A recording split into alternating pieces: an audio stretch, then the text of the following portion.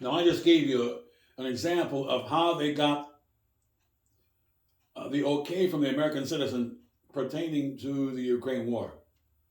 They showed images of retaliation and protection. We were retaliating with Hitler and trying to protect the people around the world by destroying the entire country, which we had to do. It's called collateral damage, and I mentioned it to you that that's essentially what Putin was doing. Putin is a schizophrenic individual. He's not a born again Christian.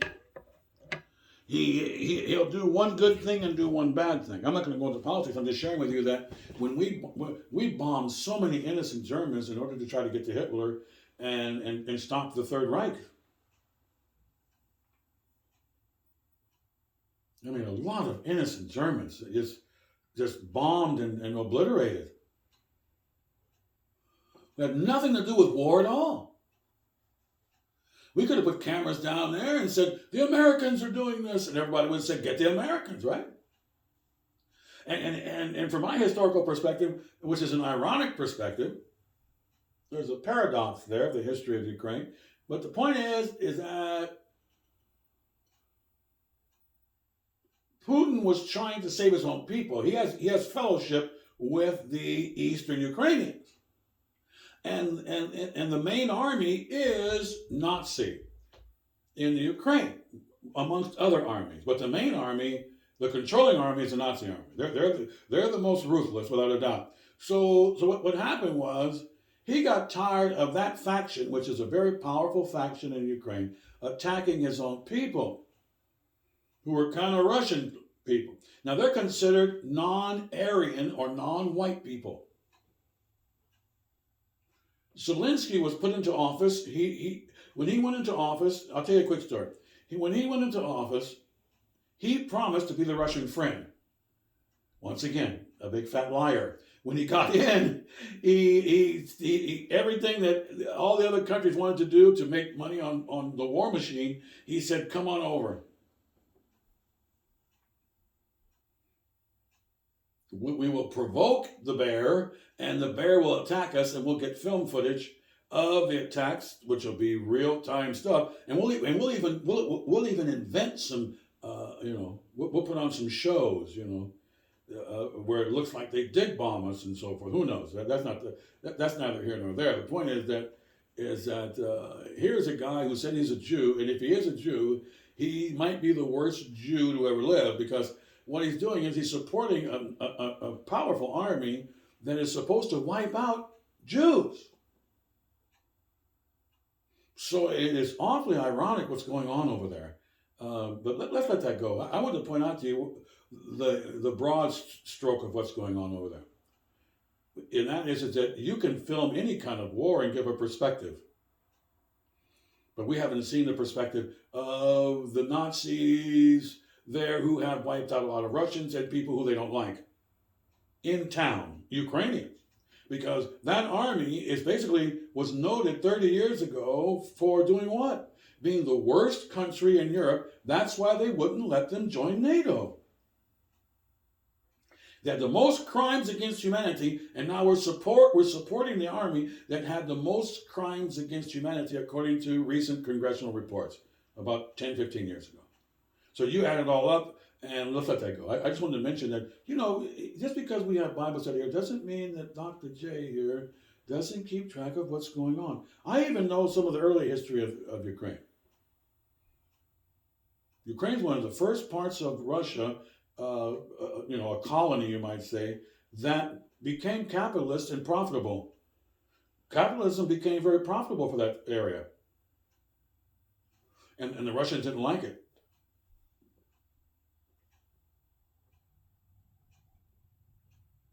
And that's where a lot of the Germans of the Third Reich came to slaughter those people.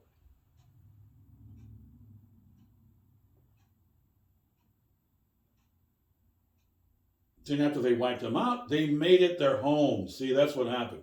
But I don't want to go. I just want to share with you that we Christians keep a little bit of track of history. We don't turn our ear off to history altogether. And what's going on around here?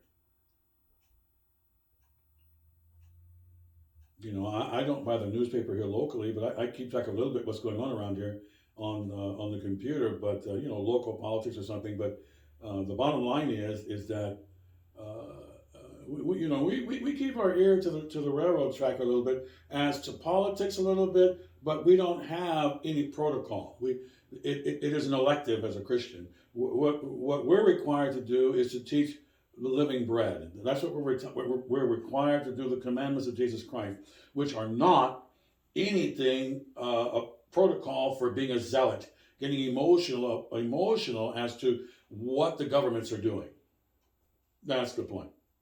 I don't care what some of my Christian friends. I had a Bible teacher recently who I know, a good friend, who told me that a retired pastor who told me that we should get emotional or something. I told him, listen, it's okay for you to see your government destroying things or something and get a little emotional. However, it's not supposed to get in the way of you sticking to your job in the church.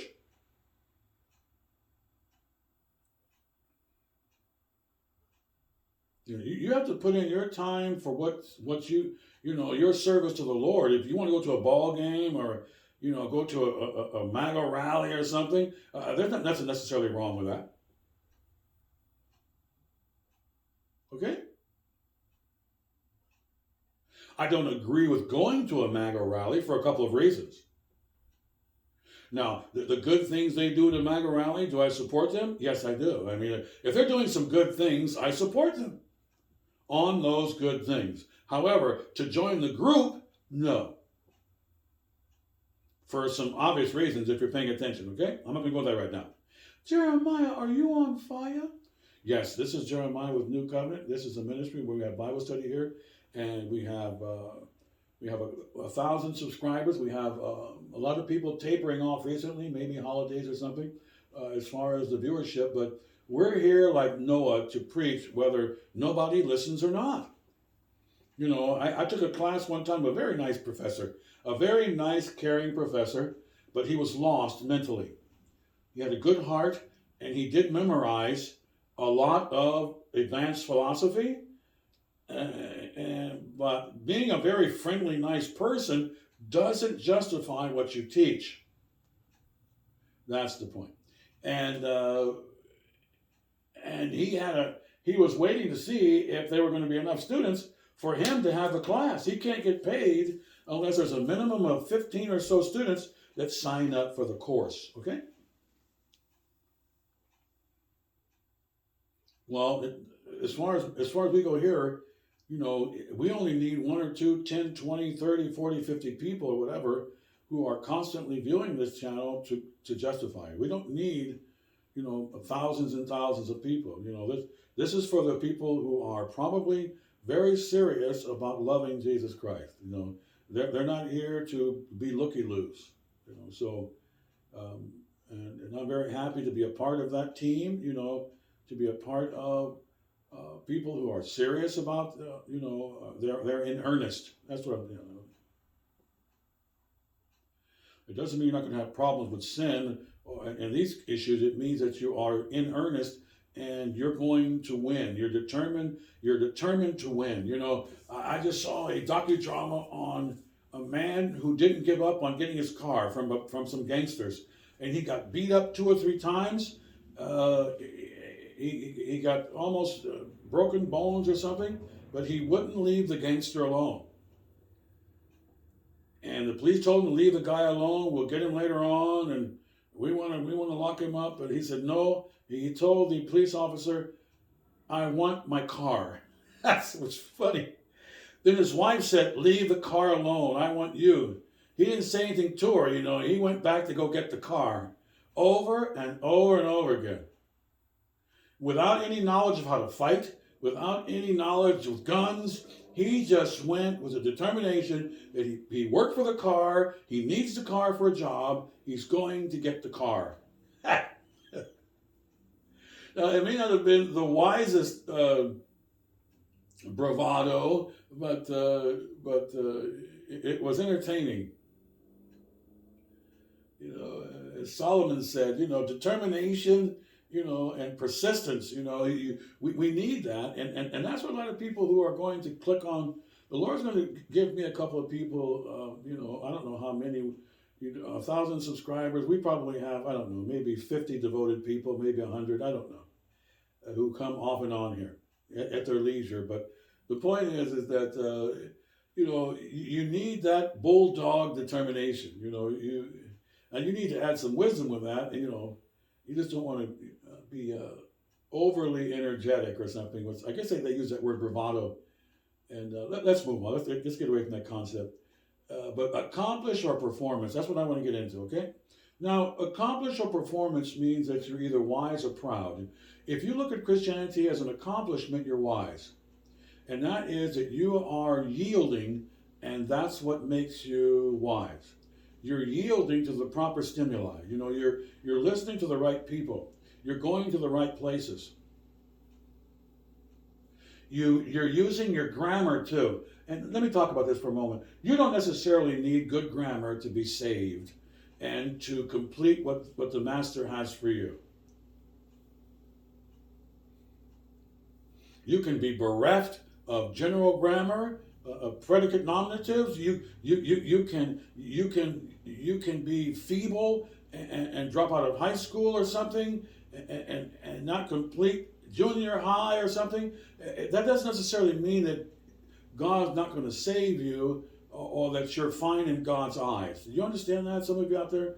But let me share something with you. It doesn't mean that you shouldn't pursue grammar. That's not, don't misunderstand. See, some people think that Jesus is going to not want them to study grammar because they don't have to, kind of thing. No, if I were you, I'd study grammar. According to the parable of the sower, you need to put forth some effort. And let's put boots on the ground.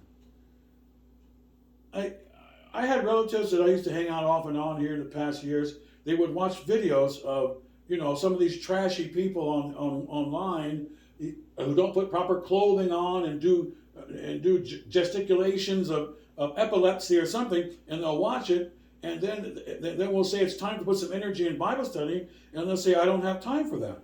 Well, that is how you're going to probably lose your soul, because you're going to have to love God.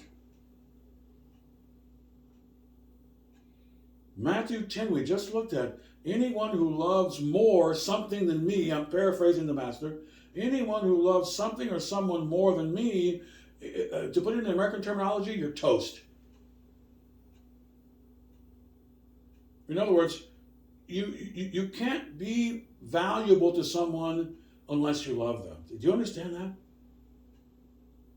You can't be valuable to Jesus Christ unless you love him. You're not worth anything to him. If you come in here and you laugh with me and joke with me and you smash my computer and you shake my hand and run out of here, I don't need you for anything. You're no profit to me.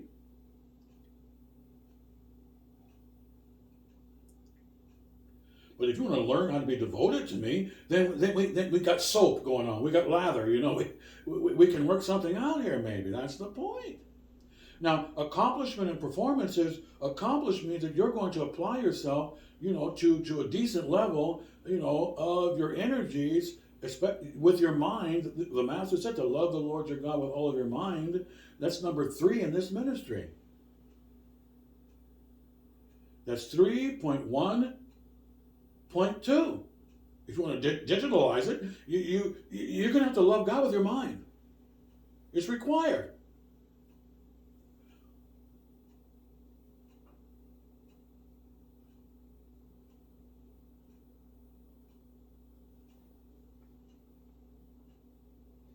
So an accomplishment means that you are going to yield properly. You're going to listen and you're going to pay attention, and that's going to validate you loving God.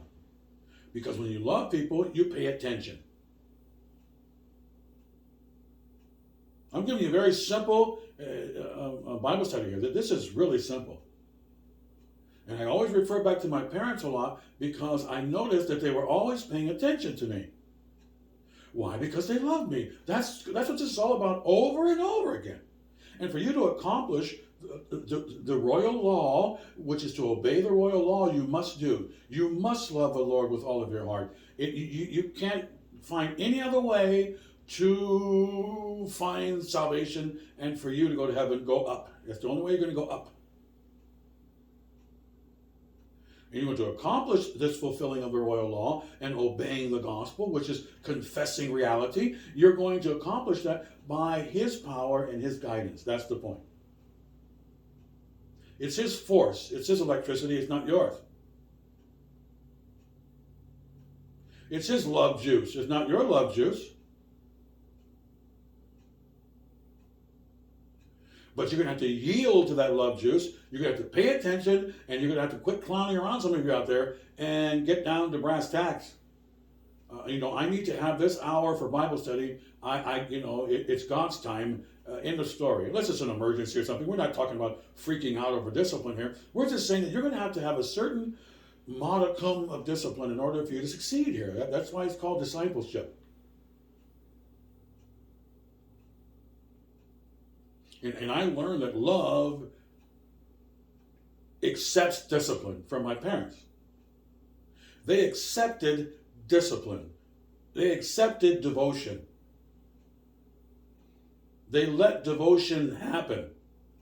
You have to let devotion happen. Devotion's not going to force you to love. It's not going to do that. You have to be open to it. And that's what it means by accomplished. Paul said, we just looked at him in Thessalonians, he said, this must be accomplished in you.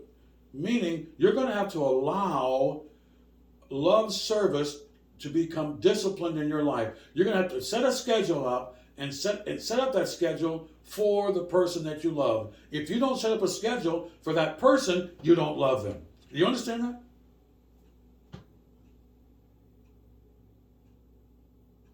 That's not performance, that's accomplishment. Performance is for me to follow you around to make sure that you're perfect in what you're doing. That's what performance does. That's Pharisee, people around the corner here, the Catholics, whatever. They'll follow you around. They'll make sure, like in the movie they had here about Catholics, where you must carry rocks up a mountain. I need to watch you carry rocks up a mountain. That's twisted doctrine. It's not Christianity and Protestantism. That's heresy. If you love someone, they're going to see by your discipline that you love them, not by being exacting, tit for tat. That's not love, that's not Christianity, that's not Protestantism. That's Jehovah's Witnessism, that's Mormonism, that's Catholicism, that's Buddhism, Hinduism,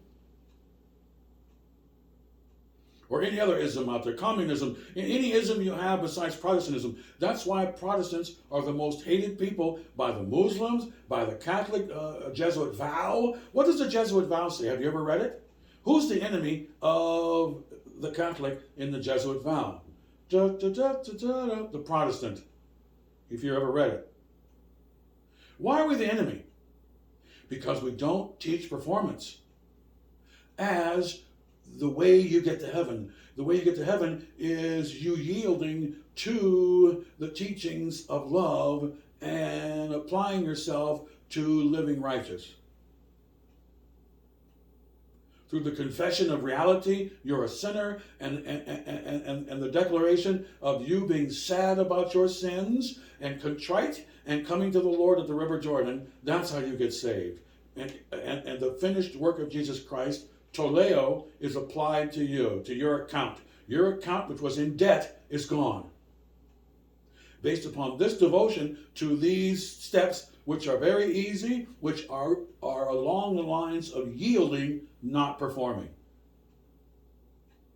His power, his guidance, therefore, it's an accomplishment, not a performance. It's God's performance in you. So you can't take any glory for what's going on.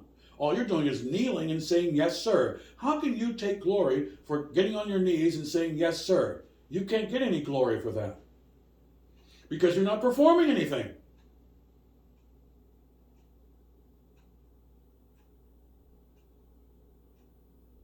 You didn't plan the death, burial, and resurrection of Jesus Christ. You didn't live on the cross and be raised again for other people that didn't deserve your sacrifice. So what did you do? Nothing. You're just sitting here going, yes, sir, yes, sir. But yes, sir, it's going to save you. That's the point. Israel means, yes, sir, Jesus. In case you don't want to know an American interpretation of what the name Israel means. You know what it means? It means, yes, sir, Jesus. That's what it means. It means submitted to the Lord. He told you to go over there, and you went over there and did it. That's what it means. And what did you do? You went out there and loved people. And if you don't do that, you're not going to join the team. That's what this is about over and over again. I told you to go over there and love people, Peter. Peter ran off and wanted to go fishing. Jesus walked up to him and said, do you love me? Why did he say, do you love me? Because love works. It gets busy. Now, keeping track of exactly what you do being busy, that's what a cult is, C-U-L-T. Jesus did not come up to Peter and say, you must knock on 20 doors or you're not saved. He didn't say that. He didn't say you must earn your salvation. He didn't say that. He simply said, do you love me? Because you need to fulfill the royal law and love me by getting busy and getting out there because people are hurting and you're not showing up to church and there's nobody there to help the hurting and the brokenhearted because you're playing with fish. My job is what the Father sent me to do, which was to build a church, and that church is Luke chapter 4, the energy, the force of the Lord is in me. The love juice from the river of God is in me so that I might bind up the brokenhearted. And to help those who are psychologically captive and have mental problems, and we can deliver all of them in one fell swoop if you're on duty.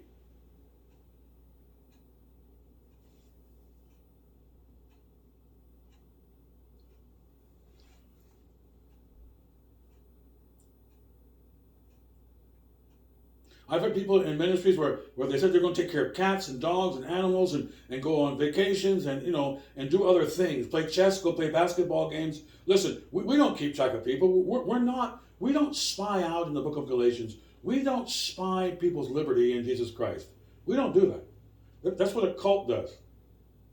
They spy out to see if you're, in the Catholic synagogue, they have you scrape your knees on the ground until they're bloody. And unless you do that, you're not saved. See, this is what's known as a CULT cult. This is the devil. And that's why these organizations hate us, because they hate the truth. The truth is you can't earn anything, and everything is based upon accomplishments, not performance. And your accomplishments are his performance. Therefore, he gets all the glory from day one. Boasting is excluded.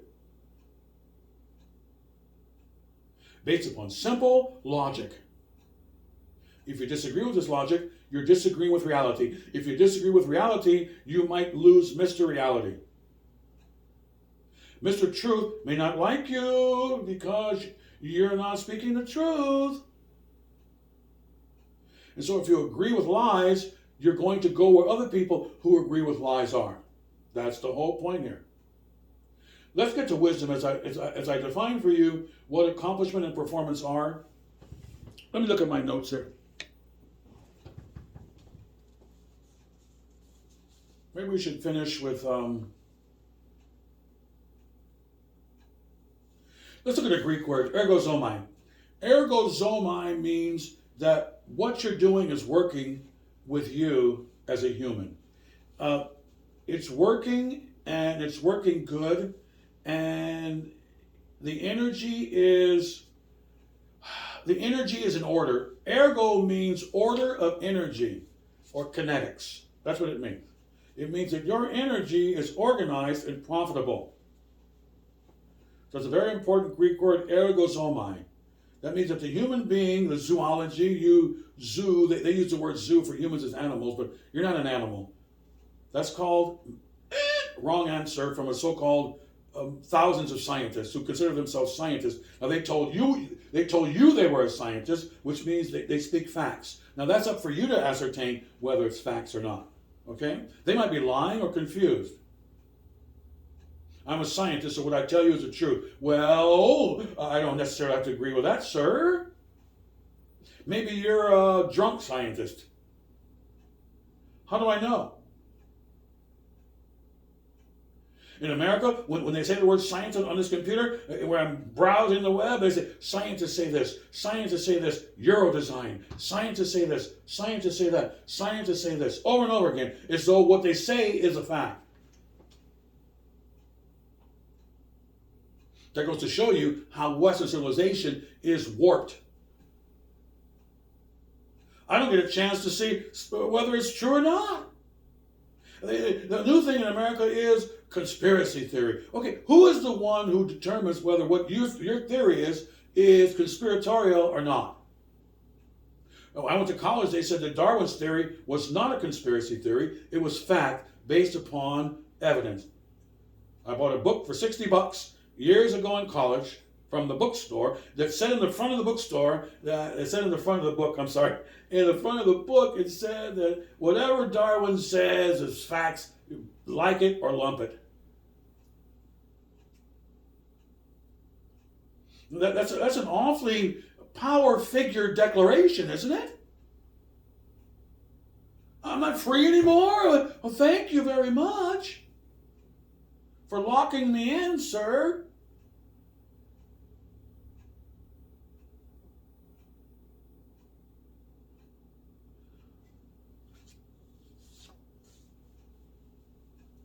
So performance is recognition.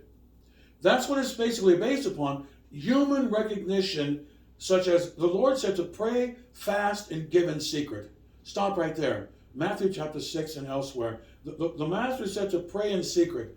Now, if you pray in secret, how can we assess your performance? If I turn the TV preacher on, he said he gave $50,000, so now we have performance. Now Christianity has been hijacked in an apostasy of wolves in sheep's clothing, who are presenting an improper gospel. Now it's based upon performance. They're heretics, they're liars, and they're going to pay for lying because unless they repent of this, they're going to own that. That's the point. The Protestant is scientific. Your performance can never mean anything to God in terms of you presenting something. It doesn't mean that your performance doesn't mean anything. That's not the point. The point is that when you present yourself, you cannot present yourself from a performance basis. It doesn't mean that you hungering and thirsting after righteousness is worthless. That's not the point. You have to hunger and thirst after righteousness, or you're toast.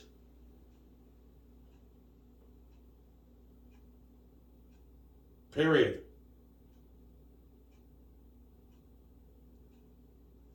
But as far as you declaring your performance as some sort of presentable situation, then that removes the throne of grace. It's God's throne in heaven is called the throne of grace. That means when you approach him, you're approaching him based upon the finished work of Jesus Christ. That's legally how you're going to approach him. You have a lawyer who's defending you, Jesus, when you approach the throne. That's the point. The intercessor. And he can declare to the Father that your errors are gone. Based upon his defending you. And this is by grace and mercy, something you can't earn. Now, let's get to brass tacks here. It doesn't mean that what you do is meaningless. And this is where people get confused. It doesn't mean you can just be buck wild or do anything you want to do and go to the throne of grace. That's not what it means. I talked to some Bible teachers here recently, and they were telling me that that's the case. That, they're somewhat Calvinists who say, just do what you want to do and relax, and don't worry about it. Just chill. And you don't have to have the fear of sinning. Paul said you need the fear of sinning. You need it. The fear of sinning. You'd better jump on that bandwagon. So the fear of sinning can become what? Performance orientation. That's the problem. That you indeed are to pursue, kneel, yield, and to, with your heart, make attachments to pure things. That's what we promote here. Make holy, pure attachments. Control thoughts that are pure and hold on to those. Junky, garbage thoughts, stop thinking about those things. This is what we teach over and over here. But it doesn't mean that you have a groundwork or a leg to stand on or any presentation of those activities at all. The Mormon organization started by the man who married 8-year-old or 10-year-old wives or something. This guy was wacky. He started the Latter-day Demon organization. He put in his doctrine that you pay for only 50% of your heaven. You're going to have to earn 50% of righteousness in your life that's going to give you half of your salvation. They teach that. That's called a twister and a liar, because you can't do that. Because your performance is tainted. Therefore, you cannot present your performance. Then it gets confusing because people will say, wait a minute, if my performance doesn't matter, well then let me just rejoice and do what I want to do. Nope. Can't do that. This is why the Protestant is hated by the devil, who controls every other arena, even politics. He controls basically those arenas where you can boast about your performance. This is one reason why the MAGA crowd is not for a real mature Christian in America, because they're boasting about their performance all the time.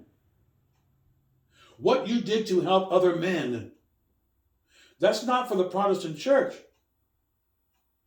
We only boast of the accomplishments of Jesus Christ on the cross and his working in us and enabling us. His is the power. His is the glory forever. That's what we're supposed to teach. Not my abilities or what I did. Nothing.